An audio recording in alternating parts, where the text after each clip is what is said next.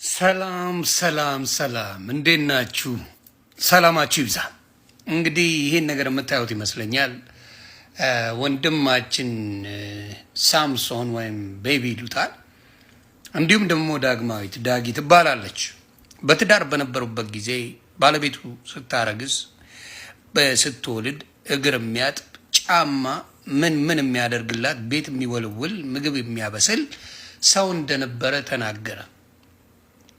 በጣም ነው የገረመኝ። አንዳንድ የምናየው ነገሮች ወንዶች ላይ የሚሰጠን ስም በጣም መከራችን ይበዛል። በተለይ በልዩነት ጊዜ በትዳር ስንለያይ፣ ትዳር መለያየት የሚጀምረው በሁለት ሰዎች አለመስማማት ይመስለኛል። ሁለት ሰዎች አልተስማሙም፣ ትዳሩ ቀረ።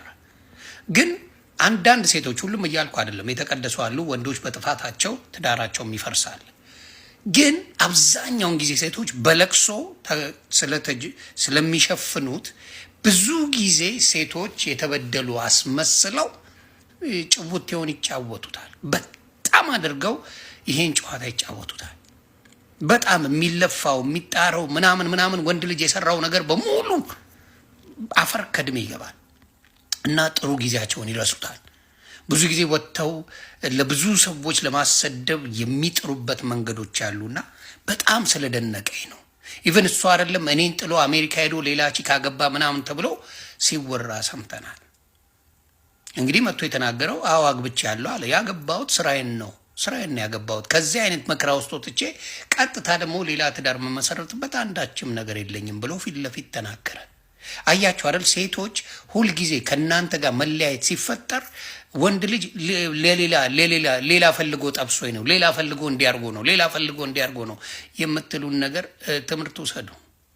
እንግዲህ ሶሻል ሚዲያ ላይ እንደምናየው በሚዘግንን ሁኔታ የጂጂ ቱና የምታደርገውን ነገር አይታችኋል። ጭራሽ እንትናንም ሊደፍረኝ ሲል ፖሊስ ጠራው አለች። ሆዴ ከቤት አስወጣው ሊደፍረኝ ሲል 3 ወር ሙሉ ቤት አስገብታ የኔ ፍቅር የኔ ልዩ ምን ስትለው የነበረ ያየነውን ወንድማችን ወረቀት ሊያገኝ ሲል ምንድን ነው ያደረገችው? ነገ ወረቀት አግኝቶ ይስተካከልለታል። ስለዚህ ከሱ ከመስተካከሉ በፊት እኔ ከቤት ላባረዋለች። እሱ ሲገርመን ወንድማችን ምስኪን የልጇ ባል ፋኒን እንዴት አድርጋ ሊደፍሬ ነው ብላ ስሙን ስታጠፋ አየን። ብዙ ሴቶች የሚያደርጉት ነገር ይሄን ነው። አንድ ቀን በእኔ ጥፋት ተለያየን የምትል ሴት የለች። አንድ ሴት እኔ በአበሻ ሴት እድሜ ልኬን 47 ዓመት ኖር ያለው አንድም ቀን በእኔ ጥፋት ተለያይተናል፣ የእኔ ጥፋት ነው፣ ይህን ኃላፊነት ወስዳለሁ የምትል ሴት ሰምተንም አይተንም አናቅም። ስለዚህ አበሻ ሴቶች መልአክ ናችሁ ማለት ነው። አትሳሳቱም ማለት ነው። ችግር የለባችሁም ማለት ነው። ይህንን ነገር እንድታስተውሉ ነው። በዚህ አጋጣሚ ምናልባት እንጥፍጣፊ ፍቅር ቢኖራችሁ ማለት ነው ሳምሶንና ሳሚና ዳጊ ተመልሳችሁ ለልጆቻችሁ ስትሉ ሰላም ብትፈጥሩ ደስ ይለኛል። ከፈለጋችሁ ነው። እንጥፍጣፊ የቀረች ነገር ካለቸው ቀሪ ዘመናችሁ ብዙ አይደል፣ የሁላችንም ብዙ አይደል። እንጥፍጣፊ ነገር ካላችሁ አንድ ላይ ሆናችሁ ልጆቻችሁን ልክ እንደነ ሙልጌታና ገኒ ማለት ነው እንጥፍጣፊ ፍቅር ካላችሁ ልጆቻችሁ እንዲደሰቱ ብታደርጉ መልካም ነው ብዬ አስባለሁ።